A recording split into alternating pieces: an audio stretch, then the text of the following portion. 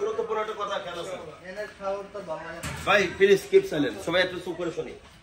তোমরা করার পরে এক রুমে কেউ কোন রুমে 5 জন, কোন রুমে 3 জন, কোন রুমে 4 জন, কিছুক্ষণের মধ্যে তারা সবাই উমরা করতে বের হবে। আপনার সঙ্গে কি আছে, শরীক আছে, আমার কথা সবাই বুঝছেন?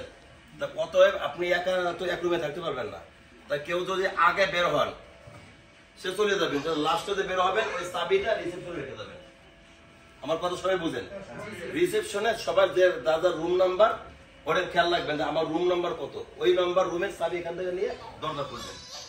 কেউ সঙ্গে চাবি নিয়ে যাইতে পারবেন না, যদি চাবি নেন তার জরিমানা হবে, এটা আইনগতভাবে জরিমানা, কারণ আপনার কারণে ওটা লোক 2 ঘন্টা বসে দিতে পারবে না। আমার কথা সবাই বুঝছেন? কিছু কিছু কথা কড়া ভাবে বলতে হয়, কিছু কথা নর্মাল ভাবে বলতে হয়। আপনার কারণে যা মুসলিম হারাম আছে, মুসলমান কষ্ট দেওয়া হারাম, আপনি সতর্ক থাকবেন, কষ্ট দিবেন, এটা ঠিক হবে না। এই জন্য সবাই চাবি এখানে রিসেপশনে, ঠিক আছে, আর 603 খানা আছে, 603 সময়